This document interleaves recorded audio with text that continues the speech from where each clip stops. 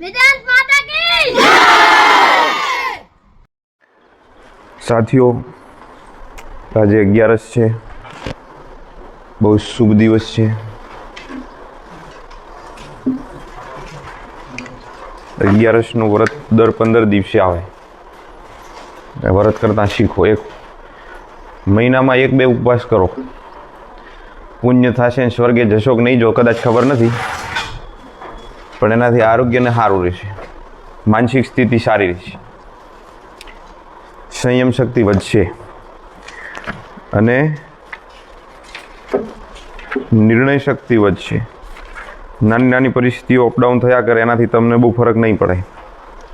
એવા તમે કઠોર બનશો, મજબૂત બનશો, ક્ષમતામાં આવશો। એટલે એકાદ ઉપવાસ કરો, અને ઉપવાસ કરીને ફરાળ ઉપર જોર ના આપો। ખાતા હોય ને એનાથી ઘણો ઉપવાસ કરીને ખાય, તો એવો ઉપવાસ નહીં કરવાનો। ઉપવાસ ઉપ એટલે નજીક અને વાસ એટલે રહેવું, સમીપ રહેવું। કોની સમીપ રહેવાનું છે? ખુદની સમીપ રહેવાનું છે। એ દિવસે ઓછો બોલવાનો, જૂઠ તો બોલવાની દૂરની વાત છે, બોલવામાં સંયમ, નજરનો સંયમ, હરકતોનો સંયમ, ચંચળતાનો અભાવ। બેઠા બેઠા ટાંટીઓ હલાવતા હોય, ટક ટક ટક ટક ટક, કાં તો પેન કૂટ્યા કરતા હોય, નહીં તો આંગળીમાં આમ પેન લઈને આમાં પેન ઘુમાવતા હોય। હું ઘુમાવીશ તો ઇંક ઉડશે। બંધાણી બીડીના કારણે બધે કોણા પડ્યા હોય ને, એમ શિક્ષકોને અહીંયા બધે દાગ પડતા હોય, દાગ જ છે। તો આજે એકાદશી છે, અને આજના દિવસે જ આપણે એક મહત્વનો, આ ચેપ્ટરનો બીજો ભાગ, એવો મહત્વનો મુદ્દો, એનું નામ છે, આ જે વિદ્યુત ભારો છે, કઈ તારીખ છે? આ રેડીમેડ જ રાખ્યું છે, અને વાર ગુરુવાર। જે વિદ્યુત ભારો છે, એ વિદ્યુત ભારોનું આસપાસનું કંઈક ક્ષેત્ર છે, વિસ્તાર છે,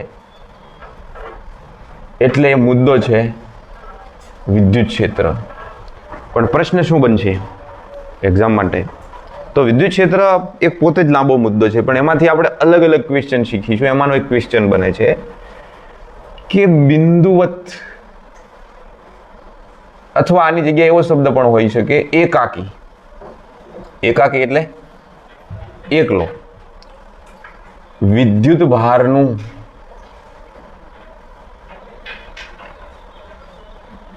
વિદ્યુત ક્ષેત્ર સમજાવો। બહુ તો 2 ગુણ, આમાં વ્યાખ્યા પણ આવશે અને સૂત્ર પણ આવશે।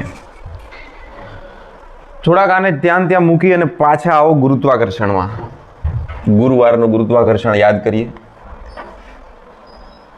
ગુરુત્વાકર્ષી બળ અથવા ગુરુત્વ બળ, આ જે ગુરુત્વ શબ્દ છે, ત્યાં આગળ આપણે અહીંયા શબ્દ આવી ગયો વિદ્યુત બળ। વિદ્યુત ભારોના કારણે જે બળ લાગે છે એ કયું બળ છે? વિદ્યુત બળ છે। અને દળોના કારણે જે બળ લાગે છે એ બળ છે ગુરુત્વ બળ। આ જે ગુરુત્વ બળ છે એનું સૂત્ર હતું Gm/r²। નાનો મોટો, નાનો રાખો, અંતર અલગ અલગ હોય, પૃથ્વીની ત્રિજ્યા જેટલું દર જગ્યાએ નાબી હોય, તો આ મૂળ સૂત્ર છે। આ ગુરુત્વ બળમાં એક શબ્દ આપણે ભણ્યા હતા, ગુરુત્વ તીવ્રતા। એક ભણ્યા હતા ગુરુત્વ સ્થિતિમાન, એ બી સાઈડમાં લખું। એક ભણ્યા હતા ગુરુત્વ સ્થિતિમાન, અને એક ભણ્યા હતા ગુરુત્વ સ્થિતિ ઉર્જા। સારું એમ રહેશે કે તમે ફરી પાછું જઈને આને એકવાર જોઈ લેજો। આજે આ ભણ્યા હતા ને, જોઈ લેજો ચેપ્ટર, જે પુસ્તકમાં જોશો એટલે તરત આઈડિયા આવી જશે કે અચ્છા હું। તો ગુરુત્વ તીવ્રતા, તીવ્રતાને આપણે અંગ્રેજીમાં કહીએ છીએ ઇન્ટેન્સિટી। ફોર એક્ઝામ્પલ, અહીંયા લાઇટની ઇન્ટેન્સિટી વધારે છે, આ જગ્યાએ આટલા ટ્યુબલાઇટ ચાલુ છે, આટલામાં ઇન્ટેન્સિટી વધારે છે। જેમ જેમ એનાથી દૂર જશો એમ તીવ્રતા ઘટશે। એમ પૃથ્વી હશે તો પૃથ્વીનું ગુરુત્વાકર્ષણ પૃથ્વીની સપાટીની નજીક વધારે હશે, પછી દૂર જશો એમ ઘટશે। તો ગુરુત્વ તીવ્રતાનું જે સૂત્ર હતું એ હતું I = F/m। માઇનસમાં હતું અને માઇનસ એટલા માટે હતો કારણ કે એ આકર્ષી પ્રકારનો બળ છે, ખેંચે છે, આવો આવો આવો આવો, એટલે માઇનસથી બહુ પ્રોબ્લેમ નથી આપણને. પણ એફ ભાગ્યા એમ, તો આમાં જો એમ છે એને છેદમાં લઈ લઈએ તો સૂત્ર શું વધે છે? જી એમ ભાગ્યા આર સ્ક્વેર. પછીથી આવું આવું સેકન્ડ ઇક્વેશન આપણને મળ્યું, તો આમાં ગુરુત્વ પ્રવેગ જીનું અને જી ઇઝ ઇક્વલ ટુ બી આપણે એફ ભાગ્યા એમ કરતા હતા, એફ બરાબર એમ એ અને એફ બરાબર એમજી પરથી, હે ને? એફ બરાબર એમજી આપણું મૂળ પેલું વજનવાળું સૂત્ર, અને એમાં એફ ભાગ્યા એમ કરતા હતા તો બી સૂત્ર મળતું હતું જી એમ ભાગ્યા આર સ્ક્વેર. તો આ બંને અલગ અલગ વસ્તુ છે, સૂત્ર એક જેવા હોવા છતાં બે વ્યક્તિઓના એક નામ હોય છે કે નહીં? તો બે અલગ સ્વતંત્ર અસ્તિત્વ છે એમનું. પણ કંઈક લાગતું વળગતું તો કહી શકાય કે આ ગુરુત્વાકર્ષણ કેટલું લાગશે, તો કે એકમ દળ દીઠ કેટલું બળ લાગશે એના આધારે નક્કી કહેવાય કે અહીંયા કેટલી ગુરુત્વાકર્ષણની તીવ્રતા છે. પછીથી આ બધાની ચર્ચા પછીથી આવશે, કારણ કે નેક્સ્ટ ચેપ્ટરમાં આ બધાની જરૂર પડશે ઉર્જાની સ્થિતિમાં, એટલે આને આપણે પોસ્ટપોન રાખીએ. આમાં ખબર પડી ગઈ કે અચ્છા એફના ભાગાકારમાં સ્મોલ એમ લાવો એટલે આપણને ગુરુત્વાકર્ષિત તીવ્રતા મળતી હતી. માત્ર ને માત્ર જ્યાં દળ છે ત્યાં તમારે વિદ્યુતભાર લેવાનો, બીજો ચેન્જીસ નથી. અને દળ છે ત્યાં વિદ્યુતભાર લેતા આપણને જે મળે છે એ વિદ્યુત ક્ષેત્ર મળે છે, અથવા આનું બીજું નામ છે વિદ્યુત ક્ષેત્રની તીવ્રતા. વિદ્યુત ક્ષેત્ર અલગ વાત છે, વિદ્યુત ક્ષેત્રની તીવ્રતા અલગ વાત છે, છતાંય આપણે બંનેને એક ગણી લઈશું. બે શબ્દો અલગ અલગ છે ને, આ તો વિદ્યુત ક્ષેત્ર અને આ વિદ્યુત ક્ષેત્રની ઇન્ટેન્સિટી અંગ્રેજીમાં કહેવાય ઇલેક્ટ્રિક ફિલ્ડ. ફિલ્ડ ક્રિકેટમાં હોય છે ને, ફિલ્ડર, આ બધા જાણીતા શબ્દો છે. ફિલ્ડર પાછળ ઈઆર શબ્દ લાગ્યો, ટીચર, ફાર્મર જે ઈઆર શબ્દ લાગે છે. તો જે આ ઇલેક્ટ્રિક ફિલ્ડ છે, પાછળ ફિલ્ડ છે, જે ક્ષેત્ર શબ્દ જૂનો જાણીતો છે. આપણે ત્યાં ભગવાને હોય છે ને ક્ષેત્રપાળ, ક્ષેત્રની રક્ષા કરનાર, એવું એવા બધા અલગ અલગ. જયવીર દાદા પૂજનવાળા તો યાદ રહે. બિંદુવત વિદ્યુત ભારનો, હવે આવા વિદ્યુત ક્ષેત્ર કોનો વિદ્યુત ક્ષેત્ર? કોઈ એક જ વિદ્યુત ભાર હોય એનું વિદ્યુત ક્ષેત્ર તમે કહો કેટલું હશે. વાત એમ છે કે પંખો ચાલુ છે, હાલ 4 પંખા તમારા આ ચાલુ છે, અને એ એસીને ઉદાહરણ નથી લાગુ પડતું અહીંયા આગળ. અહીંયા પંખાનો એસીને ગુજરાતીમાં શું, હિન્દીમાં કે વાતાનુકૂલિત, ખબર છે? વાતાનુકૂલિત. સચ્ચિદાનંદ બાપુ એસીનો ઉપયોગ નથી કરતા, એમને કંઈ ઘટતું નથી. નિરાય તો કોઈ સંસ્થામાં જાય તો અમથા 5 લાખ રૂપિયા દાન કરે, તો બી એ એસીનો ઉપયોગ નથી કરતા. પંખો બી બંધ રખાવે છે મોટા ભાગે કુદરતી હવામાં જ, અને એમાંથી શીખ્યા કે આપણે એસીનો ઉપયોગ નહીં કરવાનો. ઓફિસમાં બેઠા હોય એસીનો ઉપયોગ ક્યાં થાય? શોભાની લટકે છે ખાલી એસીવાળો રૂમ. પણ એનો જરૂર ત્યારે પડે વાલીઓની અવરજવર વધશે ને, વેકેશન પછી જે ઉઘડતા વેકેશન એડમિશન વાળાનું ના તે અવરજવર વધશે ને પૂછપરછ, એટલે ત્યારે એકદમ સફોકેશન થાય બહુ. એ ટાઈમે જરૂરી છે એને એક્ઝોસ્ટ ફેન લગાવી દો સારું. કારણ કે આપણે પ્રકૃતિને સુધારવામાં કંઈ ના કરીએ, પણ આપણે ફ્રીજ ને એસી ને આ બધું વાપરીને અંતે શું કરીએ છીએ? ઓઝોન સ્તરને તો નુકસાન કરી જ રહ્યા છીએ, એમાં આપણું યોગદાન આપીએ છીએ પ્લાસ્ટિકના પડીકા ખાઈ ફેંકીને. તો પોસિબલ હોય તો પૃથ્વીને ઓછી ગંદી કરીને આવનારી પેઢી સુધી સારી રાખીએ, એવો આપણો ઈરાદો. લેક્ચર થઈ રહ્યું છે લાંબુ, આ બધું સત્સંગ કરવા બેસી જાઉં છું એટલે ઓછો કરશું. તો વાત શું છે કે પંખો ચાલુ છે, એ પંખાને વિદ્યુત ભાર ગણી લો. પંખો વિદ્યુત ભાર છે અને પંખાની નીચે કોઈ છે એ બીજો વિદ્યુત ભાર છે. તમે લોકો સેકન્ડ વિદ્યુત ભાર છો. આ એક મેઇન વિદ્યુત ભાર છે મોટો, આ એક નાનો વિદ્યુત ભાર છે. નાનો વિદ્યુત ભાર હવા ફેંકતો નથી, હું માની લો ફેંકે છે, એ પંખો હોય તો ફેંકે છે નાનો વિદ્યુત, પણ આપણે ખાલી ટેસ્ટિંગ કરવા માટે છીએ.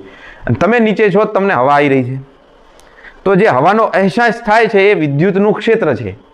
વિદ્યુત ભારના વિદ્યુતનું એક ક્ષેત્ર છે, એનો એરિયા છે જ્યાં આગળ એની એ અસર પ્રવર્તી રહી છે.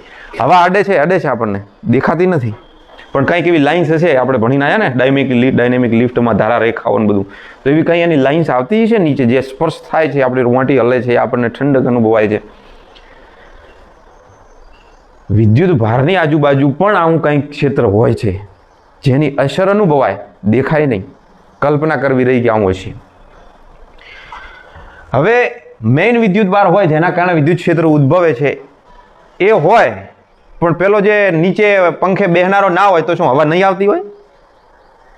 પંખાની નીચે તમે બેહો તો જ હવા આવે કે પછી તમે પંખાની નીચે ના બેહો તોય હવા તોય ફેંકવાનો. સીધી વાત છે કે પંખાની નીચે તમે બેહો કે ના બેહો એનાથી પંખાને ફરક પડતો નથી, એ તો એનું કામ જારી રાખશે. એમ કોઈ વિદ્યુત ભારની આજુબાજુ વિદ્યુત ક્ષેત્ર તો પ્રવર્તી જ રહ્યું છે. પછી એના આસપાસ કોઈ વિદ્યુત ભાર હોય ને ખબર પડે કે આના પર કોઈ બળ લાગે છે, આના વિદ્યુત ક્ષેત્રની અસર થાય છે, એ અલગ વાત છે. પણ એ હોય કે ના હોય, વિદ્યુત ક્ષેત્ર તો કન્ટિન્યુઅસ ચાલુ જ છે, એની આસપાસના વિસ્તારમાં રહેશે. તો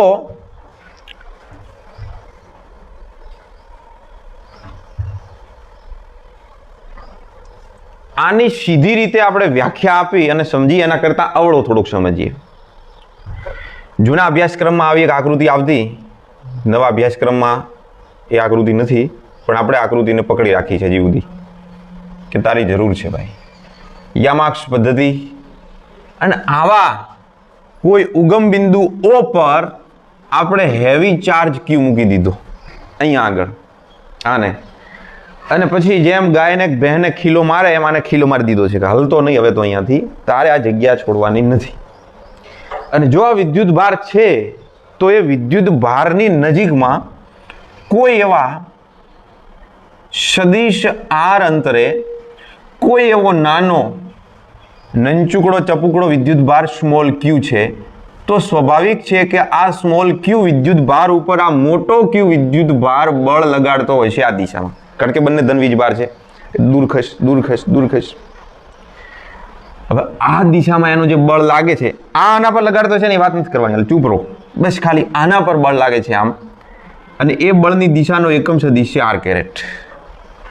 આ દિશાનો એ બળની દિશાનો તો કેટલું બળ લાગતું છે, શું થતું છે જુઓ જરા.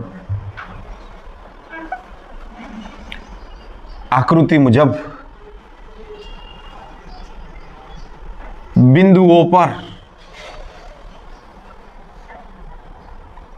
વિદ્યુત ભાર Q અને સદિશ R સ્થાને સ્મોલ q વિદ્યુત ભાર છે. આ સ્મોલ q વિદ્યુત ભાર પર લાગતું વિદ્યુત બળ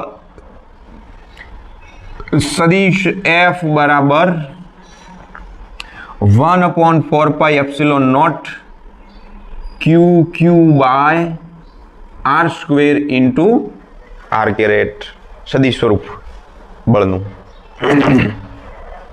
તમે જોઈ લો પેલું F બરાબર આ K છે આપણો, તો G capital M small m ભાગ્યા r² છે જ, એને સદિશ ફોર્મમાં લખી શકાય લખવું હોય તો, કારણ કે વિદ્યુત ભાર અદિશ રાશિ છે અને દળ અદિશ રાશિ છે, પછી અંતર સદિશ રાશિ છે, ત્યાં અંતર સદિશ રાશિ છે અને બળ સદિશ રાશિ છે, તો બળ સદિશ રાશિ છે. એટલે એવું ના હોય આ બાજુ અદિશ હોય તો આ બાજુ અદિશ જ હોય, એવું હોય ના, હોઈ શકે સદિશ હોઈ શકે, પોસિબિલિટી છે. આમાં વ્યાખ્યા આવી બને છે કે એકમ વિદ્યુત ભાર દીઠ લાગતા, હવે અહીંયા વિદ્યુત બળ છે એટલે ઘડી ઘડી વિદ્યુત બળ એવો ઉલ્લેખ ના કરીએ આ ચેપ્ટરમાં, પણ પરીક્ષામાં કરવો પડે, કારણ કે હજી બીજું બળ આવશે ચુંબકીય બળ, એટલે વિદ્યુત બળ લખવાની આળસ ના કરશો. લાગતા વિદ્યુત બળને વિદ્યુત ક્ષેત્ર કહે છે. વ્યાખ્યા યાદ રહી ગઈ? જરા પાકી કરો તો.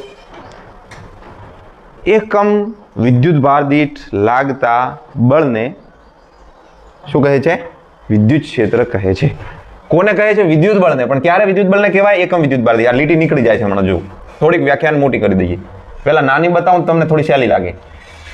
F ભાગ્યા Q ને વિદ્યુત ક્ષેત્ર કહે છે, એમ કહે છે. આપણે કહેતા એકમ સમયમાં કાપેલા અંતરને, તો સમય છેદમાં હોય છે, અંતર અંશમાં હોય છે, ને પછી તમે ઝડપ કહો છો. તો એકમ વિદ્યુત ભાર દીઠ લાગતા વિદ્યુત બળને વિદ્યુત ક્ષેત્ર કહે છે. હવે આ એકમ વિદ્યુત ભાર દીઠ બળ કોણ લગાડે છે?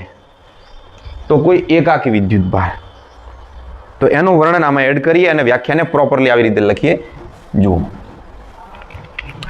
વિદ્યુત ક્ષેત્ર કોઈ એકાકી વિદ્યુત ભાર કે વિદ્યુત ભાર તંત્ર એકલો હશે તોય બરાબર છે ને આવા ઘણા બધા હશે આખું તંત્ર હશે તો પણ એ વિદ્યુત ભાર તંત્રની આસપાસ યા નજીક એકમ વિદ્યુત ભાર દીઠ લાગતા વિદ્યુત બળને કુલંબ બળને જે શબ્દ લખો તે વિદ્યુત ક્ષેત્ર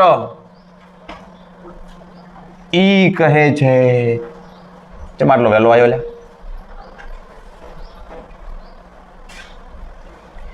એનું બીજું નામ છે વિદ્યુત ક્ષેત્રની તીવ્રતા, એટલે અથવા વિદ્યુત ક્ષેત્રની તીવ્રતા કહે છે એવું બી શબ્દ તમે લખી શકો છો. હવે બે સિમિલર શબ્દ છે, વિદ્યુત ક્ષેત્રની તીવ્રતા ઈ કહે છે.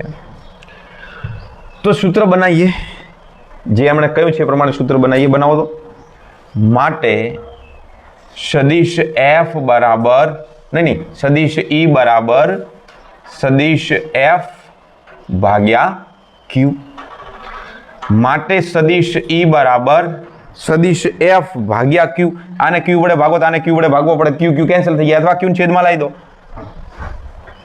1/4πε0 q by r square into r caret, જે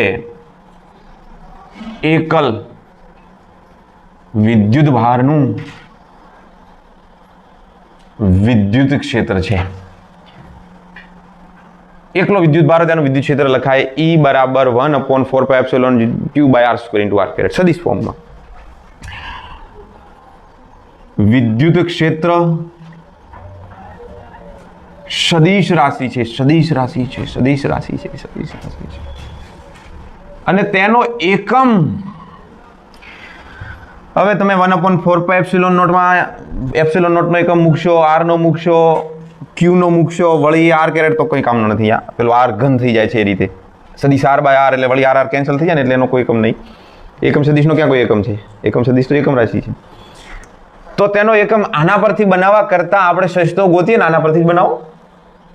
બળનો એકમ શું? ન્યૂટન. અને વિદ્યુત ભારનો એકમ તો આવડી ગયો. તેનો એકમ ન્યૂટન પ્રતિ કુલમ છે, ન્યૂટન પ્રતિ કુલમ છે, ન્યૂટન પ્રતિ કુલમ છે, ન્યૂટન. આનો એકમ શું હતો તીવ્રતાનો? તો કે યાદ નથી, કાંઈ વાંધો નહીં, ન્યૂટન પ્રતિ કિલોગ્રામ, ન્યૂટન પ્રતિ કિલોગ્રામ, ન્યૂટન પ્રતિ કિલોગ્રામ. થાય કે નહીં? હવે તમારે અન્ય એકમો બનાવવા હોય તો બને, આના પરથી અન્ય એકમો બનાવવા હોય તો બને, લાંબા લાંબા એકમ, પણ નહીં, મેઇન મુખ્ય એકમ. બીજો એક એકમ છે જે સેકન્ડ ચેપ્ટરમાં વપરાશે, એ અન્ય એકમ છે, યાદ રાખો, E બરાબર V બાય ડી. બાયડી બાયડી બાયડી બેનો બધી મોટી થઈને બનશે બાયડી. ના ના ના કે ના હોય. રિંકુ મોટી થશે, ડોશી થશે રિંકુ તો શું કહે છે? રિંકુમાં આયા કેવું લાગશે? એટલે નામ બદલી દેવાનું. હવે છોકરા ચિંટુ નામ હોય, ચિંટુ દાદા આયા કે થરાદમાં છે મોન્ટુ મહારાજ ચેવડા મોટા પંડિત છે. અમે નાના હતા ત્યારે અમને એમ થતું કે યાર અમારા નામની પાછળ કાકા લાગશે, કેવા લાગશે, શરમ આવે. E બરાબર V ભાગ્યા ડી, બસ બાય ડી મૂકો. ચલો E બરાબર V ભાગ્યા ડી આ સૂત્ર છે જે ભણવાના છીએ પછીથી. તો V એટલે વોલ્ટેજ અને D એટલે અંતર છે. વોલ્ટેજ અને અંતર, વોલ્ટેજ અને અંતર. વોલ્ટેજ માટે તો વોલ્ટેજ જ આવે એકમ V, 10માં ભણ્યા ને તમે. અને D અંતર માટે શું આવે? M. તો બીજો એકમ કયો છે?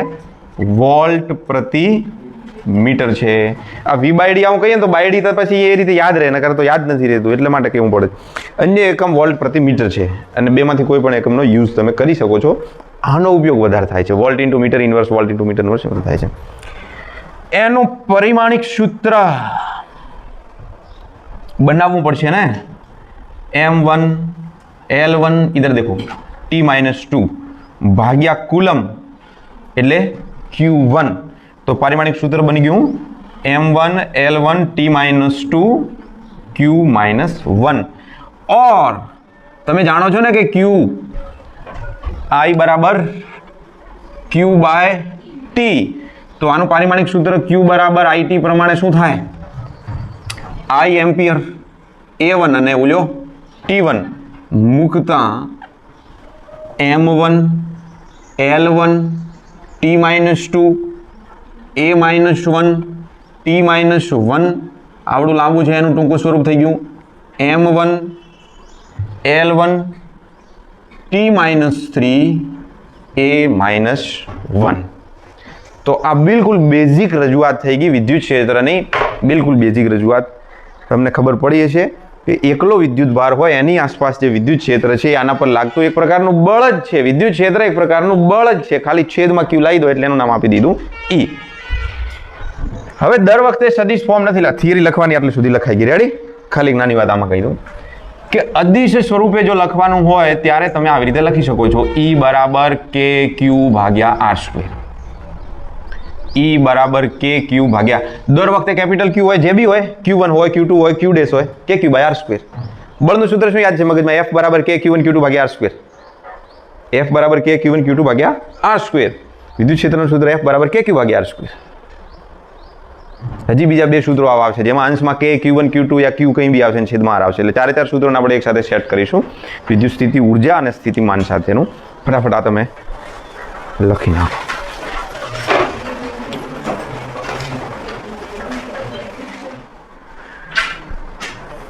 હવે બહુ પરીક્ષામાં પૂછાવા લાયક તો બહુ નથી, પણ સમજ માટે બહુ સારો મુદ્દો છે. પ્રશ્ન છે વિદ્યુત ક્ષેત્રના મહત્વના મુદ્દા જણાવો. બીજી રીતે આ પ્રશ્ન પૂછાય તો કે વિદ્યુત ક્ષેત્ર ની લાક્ષણિકતાઓ સમજાવો. શું એના લક્ષણો છે, કેવું હોય છે, એ કેવી રીતે કામ કરે છે, અને થોડીક બેઝિક વાતો છે, ચારેક પાંચેક વાતો છે. ઝડપથી ધ્યાન રાખશો આના ઉપર કે તમે જે વિદ્યુત ભારો લીધા, હું કે નથી લખતો KQ બાય R², બોલો બી 1/4πε0 નથી લખતો, કે લખું છું એમ કહેતો. તો એમાં જે સ્મોલ Q તો આમાં ક્યાંય છે નહીં, તો સ્મોલ Q ક્યાં ગયો? તો કે ભાઈ આ F ભાગ્યા Q બરાબર થયો છે E, અને F બરાબર QE. આવું બી સૂત્ર કામ લાગે છે MCQ સોલ્યુશનમાં. તો ઓલો જે સૂત્રની અંદર કેપિટલ Q છે અને આ બાજુના પદમાં સ્મોલ Q છે, આ બેના નામ આપીએ.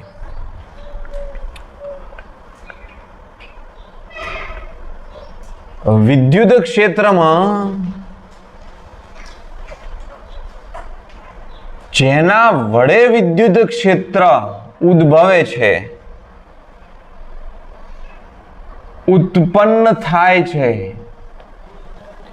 તેને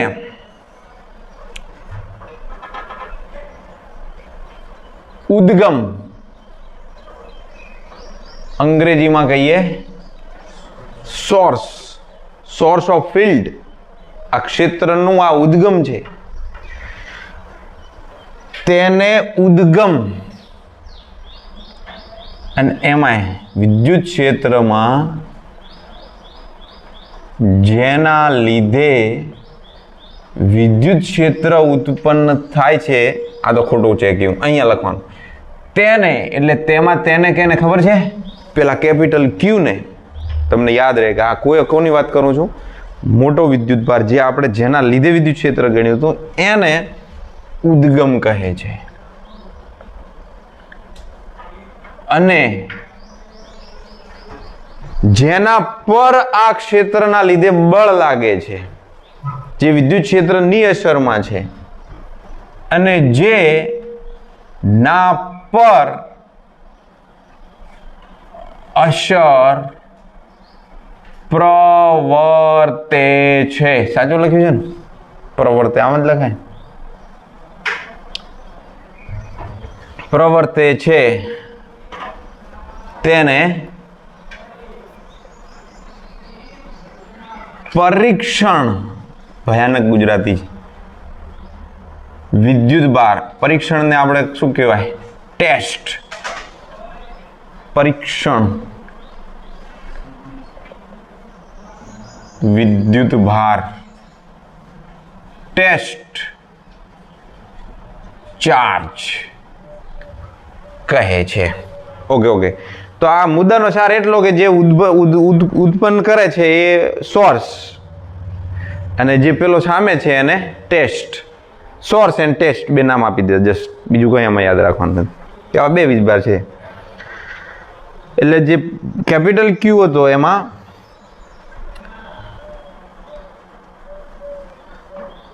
વાત સમજજો ખાસો. મેં ખબર એક બોલ્યો તો કે એને ખીલો મારી દીધો છે.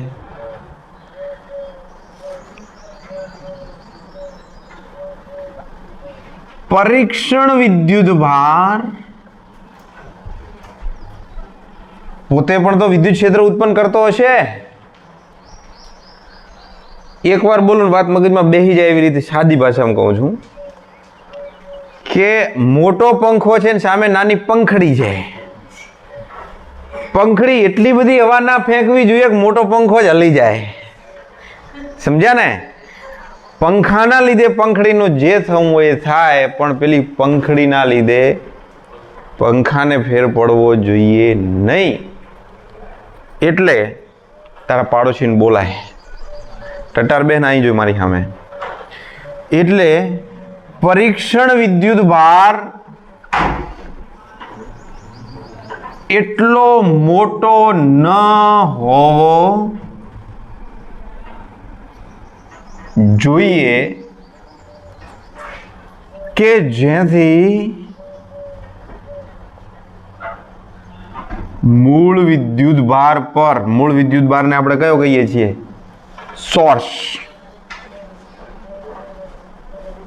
સોર્સ વિદ્યુત ભાર પર અસર થાય. એનું સ્થાન ના આપણે કોઈ પણ રીતે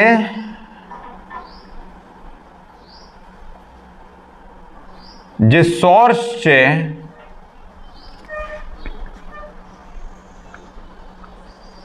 એ બદલાવવું જોઈએ નહીં. તેમ લઈશું. આ માટે ક્યુ કેવો નાનો હોવો જોઈએ? ક્યુ કેવો હોવો જોઈએ? તો કે નાનો હોવો જોઈએ, અતિ નાનો હોવો જોઈએ. પહેલાની કમ્પેરમાં આપણે ખબર લિમિટેશન લખતા, લિમિટેશનમાં જે માની લો કે એફ છે અને એના ભાગાકારમાં ક્યુ છે, તો લિમિટેશન એવી છે કે આ ક્યુ છે ને એ શૂન્યવત હોવો જોઈએ. ત્યારે જ તમારું જે વિદ્યુત ક્ષેત્ર છે એ ઠીક ચાલશે પેલા સોર્સનું. તો હવે આનો સાર શું? જે વિદ્યુત ક્ષેત્ર ઉત્પન્ન કરે એનું નામ છે ઉદ્ગમ. જેને પર અસર પ્રવર્તે છે એનું નામ છે ટેસ્ટ ચાર્જ, પરીક્ષણ. જે ઉદ્ગમ છે એ મોટો હોવો જોઈએ અને પરીક્ષણ ચાર્જ છે એ અતિ નાનો હોવો જોઈએ. આ બંનેનો મુકાબલો ના થવો જોઈએ, નહીં તો મૂળ ચાર્જની જગ્યા છે એ આઘા પાછી થઈ જશે. એના કારણે ફોર્સ લાગશે ને એ જ એની જગ્યાએથી દૂર થઈ જશે, તો આપણી ગણતરીમાં મજા નહીં આવે. કારણ કે હાલ આપણે ભણી રહ્યા છીએ ઇલેક્ટ્રોસ્ટેટિક. સ્ટેટિક માને એક જગ્યાએ બધું બંધિત છે. વિદ્યુત ભારને આપણે ગતિ કરાવવાના નથી. આ પાઠમાં વિદ્યુત ભાર ત્યાં ફિટ થયેલા છે. જ્યાં છે એક જગ્યા અહીંયા છે ને બીજો અહીંયા છે. શું ત્યાં રહેતા હશે? નહીં, પણ આપણે ધારી લીધા છે કે હાલ એ સ્ટેટિક છે. પછી એમને ગતિ કરાવીશું અને વિદ્યુત પ્રવાહ બનાવીશું. એનો હાલ નથી કરાવવાની. હાલ તો એમને ઊભા રહેવા દો બિચારાને. તો એક આ મુદ્દો સમજાણો. બીજો મુદ્દો એમાં એમ કહે છે આપણને કે ભલે E બરાબર F ભાગ્યા Q પ્રમાણે E એટલે કે વિદ્યુત ક્ષેત્ર ને Q પરથી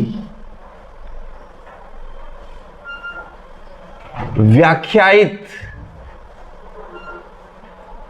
કરાતા હોય, હે ને? વ્યાખ્યામાં તો Q આવ્યો ને, અને સૂત્રમાં ક્યુ છે, તો તમે કહી શકો છો કે ભાઈ ઈ ચલે છે એફ અને ઈ ચલે છે 1/q. તેમ છતાં ઈ નો આના અહીંયા શબ્દો ગોઠવી દેજો. તેમ છતાં વિદ્યુત ક્ષેત્રનો આધાર ટેસ્ટ ચાર્જ પર નથી. વિદ્યુત ક્ષેત્રને ક્યુ સાથે કાંઈ લેવા દેવા નથી. ભલે સૂત્રમાં હોય તોય ગલતી ના કરશો. અહીંયા એમ કે છે વિદ્યુત ક્ષેત્રને માત્ર ને માત્ર કોની સાથે લેવા દેવા છે? આની સાથે. અને નીચે જો એની સાથે, એની પછી વાત કરું. પહેલા મૂળ આ ઉદ્ગમ સાથે લેવા દેવા છે, આની સાથે નથી લેવા દેવા. પંખાથી શ્રેષ્ઠ ઉદાહરણ શું હોય છે કે તમે પંખા નીચે બેસો, આ તમે છો, તમે પંખા નીચે બેસો કે ના બેસો એનાથી પંખાને કોઈ ફરક પડતો નથી. એ ફર્યા કરશે અને હવા ફેંક્યા કરશે. તમને હવા નહીં આવે, પંખાને ફરક પડવાનો નથી. એટલે સોર્સ પર જ ઈ આધાર રાખે છે, એમ આપણને ટૂંકમાં સમજાયું. બે મુદ્દા ફરીથી મગજમાં બેહાડી દીધા. એકનું નામ સોર્સ, એકનું નામ ટેસ્ટ ચાર્જ. સોર્સ મોટો હોય, ટેસ્ટ નાનો હોય. ટેસ્ટ એટલો બધો મોટો ના હોય કે સોર્સને હલાવી નાખે, સોર્સને ખીલો મારી દીધો છે, એ હલતો નથી. આપણે લિમિટેશન બતાવી ગણિતની ભાષામાં કરતા હતા ને, Q ટેન્સ ટુ 0, એનો મતલબ આપણે X tense two 0, T tense two 0. આનો આધાર, ઈનો આધાર Q પર નથી. ભલે એ હોય કે ના હોય એનાથી એને ફરક પડતો નથી. સૂત્રમાં છે F ભાગ્યા Q ગુણોત્તર અચળ છે, એવું સમજી લેવું તમારે કે એના પર એનો આધાર નથી. તો એનો આધાર છે કોના પર?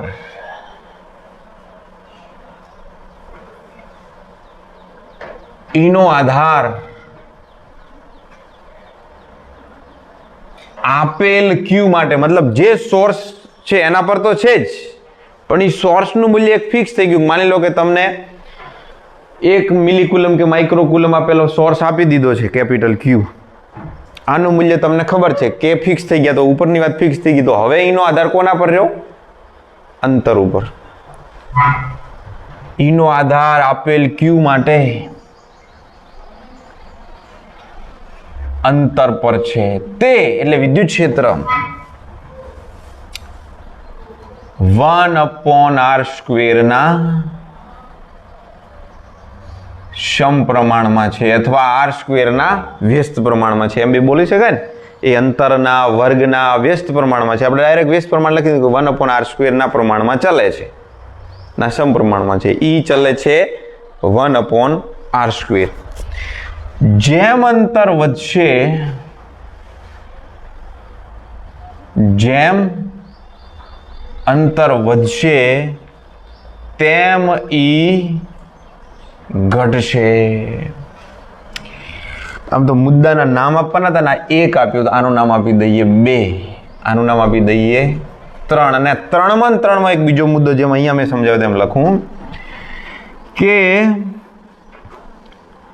વિદ્યુત ક્ષેત્ર સદિશ સ્વરૂપે અથવા આદિશ સ્વરૂપે વિદ્યુત ક્ષેત્ર ત્રિજ્યાવર્તી દિશામાં હોય છે. આનો અર્થ સમજ્યા તમે? આ મારા હાથમાં અહીંયા વિદ્યુત ભાર છે, ગોળ મટોળ ગોળા ઉપરનો ચાર્જ છે. તો એ વિદ્યુત ભારનો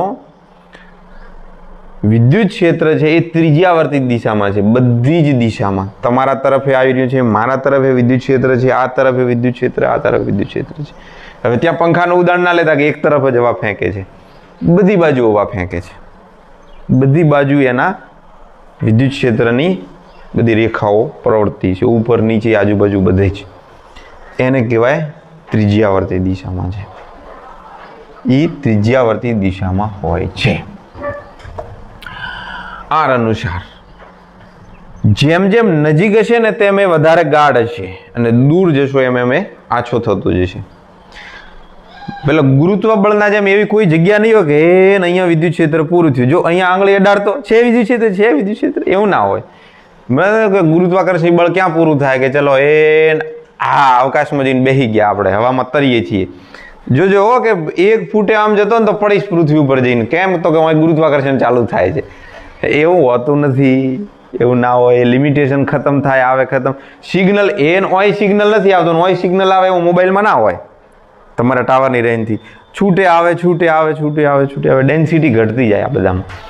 તો એ ત્રિજ્યાવર્તી દિશામાં છે. લાંબો મુદ્દો આનો નથી કરવો, આટલામાં આખું સમજાઈ જાય છે. પછી એક વાત એમણે કરી, ધન વિદ્યુત ભારનું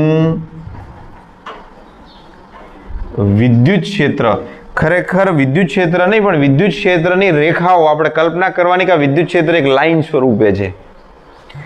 તો ધન વિદ્યુત ભારનું વિદ્યુત ક્ષેત્ર છે તો ત્રિજ્યાવર્તી, પણ બહારની તરફ અને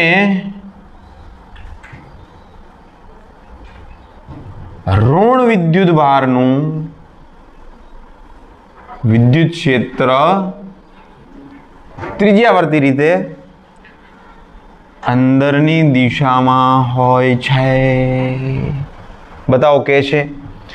તો કે હેન આ ધનભાર છે માની લો કે, તો એનું વિદ્યુત ક્ષેત્ર આ દિશામાં, આ દિશામાં, આ દિશામાં, આ દિશામાં, આ દિશામાં, આ દિશામાં,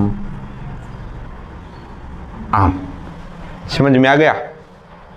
બહાર નીકળી રહ્યું છે, જાણે કે બહાર નીકળી રહ્યું છે. અને ઓલા ઋણની બી લાઈન એવી રીતે જ, પણ તીર બદલાઈ ગયા. જો અંદરની દિશામાં એન આમ, તીર આ દિશામાં બધા આમ, અંદર બહાર. ઓકે, ધન ને ઋણ ને પાસે પાસે મૂક્યા હોય તો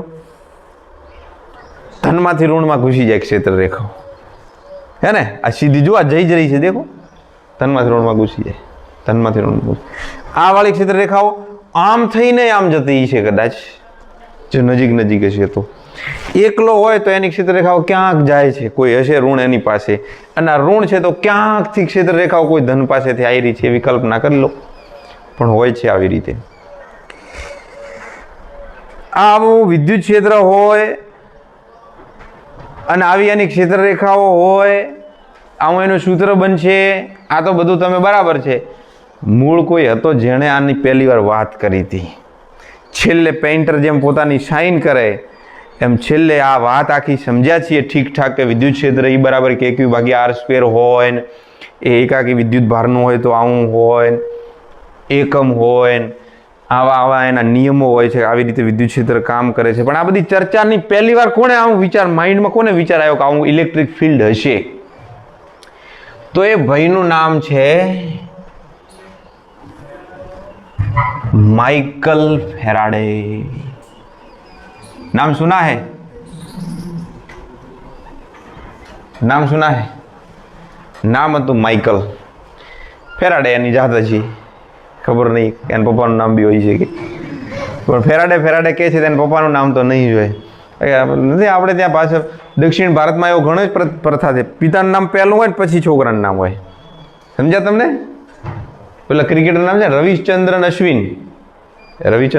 તો અશ્વિન એનું નામ છે, રવિચંદ્રન પપ્પાનું નામ છે. KL રાહુલ, કે ખબર નથી પણ એલ લોકેશ રાહુલ. લોકેશ એના પપ્પાનું નામ છે, રાહુલ એનું નામ છે. સુનિલ શેટ્ટીનો જમાઈ માઇકલ ફેરાડે. તો માઇકલ એનું જ નામ છે, ફેરાડે એને કહેવાય છે. અને ફેરાડેનો હજી એકમ આપણે યુઝ કરીશું કેપેસિટરની અંદર, એક નેક્સ્ટ થિયરી જ્યારે આવશે બીજા ચેપ્ટરમાં ત્યારે. પણ મૂળ નામ એનું લખી દેજો તમે આખી લીટીમાં કે આ માઇકલ ફેરાડે કહ્યું. તમારે નોટ કરવું છે? કરવું હોય ઝડપથી કરી નાખો. બાકી પ્રશ્ન છે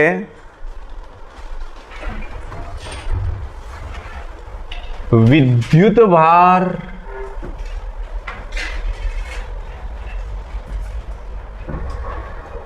તંત્રનું વિદ્યુત ક્ષેત્ર મેળવો. આગળ થિયરી આપણે હમણાં જોઈ એ હતી એકાકી વિદ્યુત ભારનું વિદ્યુત ક્ષેત્ર મેળવો. એકલો જ વિદ્યુત ભાર હતો. હવે ઘણા વિદ્યુત ભારો હશે ને બધાનો એક સાથે વિદ્યુત ક્ષેત્ર કેટલું છે? ઘણા બધા પંખા ચાલુ કર્યા હોય ને પછી પરિણામે કેટલું ક્ષેત્ર હશે, કેટલું બળ લગાડતું હશે, એ આપણે મેળવવાનું છે. જો આ પ્રશ્નમાં એવું હોય કે વિદ્યુત ક્ષેત્રની વ્યાખ્યા આપી અને પછી આ પ્રશ્ન હોય તો પહેલી વ્યાખ્યા લખી દેવાની, ના પૂછી વ્યાખ્યા લખવાની જરૂર નથી. એમને મમથી આન્સર પહેલા આપણે ફિગર ડ્રો કરી દઈએ. પાઠ્યપુસ્તકની આકૃતિ છે એ રેન્ડમલી ગમે એમ છે, એટલે સાદી આકૃતિ તમને હું અહીંયા બતાવું છું. આ યામાક્ષ પદ્ધતિ હોય છે, એક્સ, વાય અને ઝેડ, અને આ બિંદુ ઓ છે. ઓની સાપેક્ષે અલગ અલગ સ્થાન સદિશ ધરાવતા વિદ્યુત ભારો હોય છે, Q1, Q2, Q3 up to Qn. બરાબર? આવી રીતે અલગ અલગ વિદ્યુત ભારો હોય છે. આપણે ઓની સાપેક્ષે વિદ્યુત ભારો નથી બતાવતા. એમને એમ કોઈ વિદ્યુત ભાર છે અહીંયા Q1, આ બિંદુએ તમને યાદ આવે ને એમ લખી દેવાના, આકૃતિ ગોખવાની નહીં. કોઈ વિદ્યુત ભાર અહીંયા છે Q2, કોઈ અહીંયા છે Q3, આવી રીતે 3 બતાવો પછી વધારાના. અહીંયા કોઈ બિંદુ છે P, અને આ P બિંદુ પાસે આપણે વિદ્યુત ક્ષેત્ર શોધવું છે. આ ત્રણેયના કારણે તો Q1 થી આ P બિંદુ સુધીનું અંતર સદિશ R1P. આ અંતર કેટલું થશે? સદિશ R2P. આ અંતર કેટલું થશે? સદિશ R3P. હવે જો ચોથો વિદ્યુત ભાર હોત તો R4P. એવો કોઈ n મો વિદ્યુત ભાર છે Qn, તો સદિશ RNP. P બિંદુને થોડી વાર હટાવી દઉં. હવે જુઓ, આ ક્ષેત્ર આ દિશામાં હશે, સદિશ E1. આ ક્ષેત્ર આ દિશામાં હશે, સદિશ En. આ ક્ષેત્ર આ દિશામાં હશે, સદિશ E2. આ ક્ષેત્ર આ દિશામાં હશે, સદિશ E3. હવે કોઈ લાંબુ લીટું છે ને કોઈ નાનું લીટું. જો મેં જાણી જોઈને નાના મોટા કર્યા છે, કારણ કે કોઈ મોટો વિદ્યુત ભાર છે, કોઈ નાનો હશે, મોટાનું મોટું ક્ષેત્ર જતું હશે, નાનાનું નાનું બી હોઈ શકે. આ બધાનું પરિણામી સદિશોના સરવાળાની રીતે કરીને કોઈ પણ રીતે આપણને કોઈ રિઝલ્ટન્ટ ક્ષેત્ર ક્યાંય કદાચ આમ મળતું હોય, 3 ડાયમેન્શનમાં ક્યાંય મળતું, ક્યાંક મળતું હશે, આપણે નથી લખતા, પણ આવી રીતે આ P બિંદુએ પરિણામી ક્ષેત્ર મળે છે.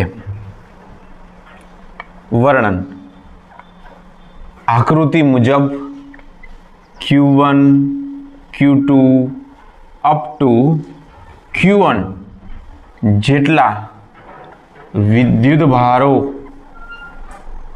ના તંત્રને લીધે અવકાશમાંના કોઈ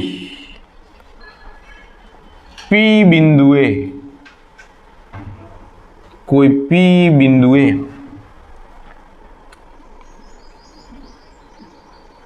પરિણામી વિદ્યુત ક્ષેત્ર મેળવવું છે. તો આ માટે આપણે પર્ટિક્યુલર એકનું વિદ્યુત ક્ષેત્ર ખબર હોવી જોઈએ. Q1 ને લીધે P પાસે વિદ્યુત ક્ષેત્ર સદિશ E1 બરાબર 1/4πε0 Q1 ભાગ્યા R1P નો વર્ગ into R caret 1P. R caret 1P શું છે? ક્ષેત્રની દિશાનો એકમ સદિશ. સૂત્ર તો એનું જ છે. તે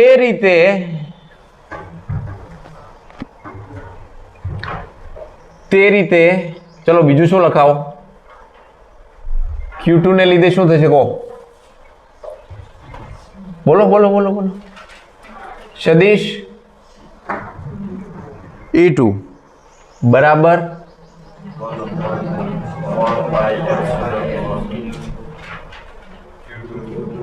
ભાગ્યા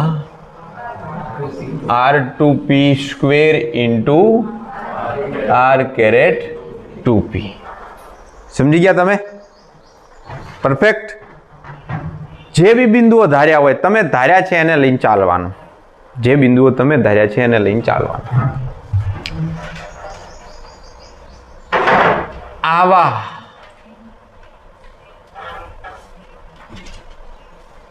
કુલ n વિદ્યુત ભારો ના તંત્રને લીધે પરિણામી વિદ્યુત ક્ષેત્ર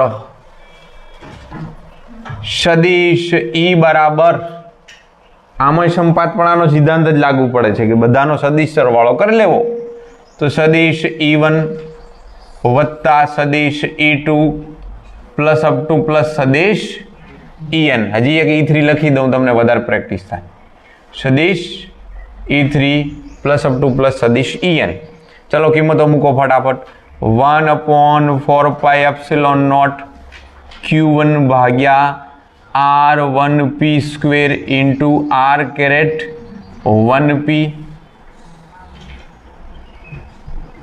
અહીંયા શું આવશે? Q2 upon R2P square R caret 2P plus 1/4πε0 Q3 upon R3P square R caret 3P. તમારે નહીં લેવાનું આ પદ હો, ટૂંકમાં પતાવવાનું. આટલું બધું લાંબુ લખવાનું ટાઈમ બગડશે આપણો, એટલે શોર્ટમાં પતાવી દેવાનું. અને પ્લસ અપ ટુ પ્લસ 1/4πε0 અહીંયા શું આવશે? Qn RnP square R caret NP. જે બી આ વિદ્યુત ભારો હતા એ બધાનો ટોટલ સરવાળો અહીંયા થઈ ગયો. ટોટલ સરવાળાને શોર્ટમાં લખતા શીખ્યા હતા કુલમ બળોમાં. સિગ્મા વાળો પદ ડાયરેક્ટ લખું 1/4πε0. જો અંશમાં બધે Q1 Q2 બદલાય છે એટલે કોઈ Q બારો નીકળવાનો નથી, કોઈ અંતર બારો નીકળવાનો નથી. આ બધાનો સરવાળો અંશમાં છે Q, છેદમાં છે R, બધાની પાછળ P તો છે જ, પછી જે R કેરેટ એની પાછળ બી P છે, નાનો વર્ગ છે. તમે દેખો અહીંયા એકડો તો એકડો ને એકડો, બગડો બગડો બગડો, તગડો તગડો તગડો, એનડો એનડો. તો આનું નામ આપી દઈએ I, આનું નામ આપી દઈએ I, અને આનું નામ આપી દઈએ I. તો I શું છે? 1 થી લઈને n છે ને એવો કોઈ I નથી કે જે ન હોય. બધા I છે. I બરાબર 1 થી લઈને n સુધી તમે લઈ શકો. તો શોર્ટ ફોર્મ્યુલા છે. તમને લાગે છે આ થિયરીમાં કોઈ દમ છે? માત્ર રિપીટેટિવ પદો લખે ગયા લખીએ, ધાર્યું આટલા વિદ્યુત ભારો આટલું અંતર ને આ બધું થાય. એટલે બહુ સિમ્પલ થિયરી છે. 2 માર્ક્સને માર્ક ઠીક ઠાક થિયરી, ઝડપથી લખી નામ.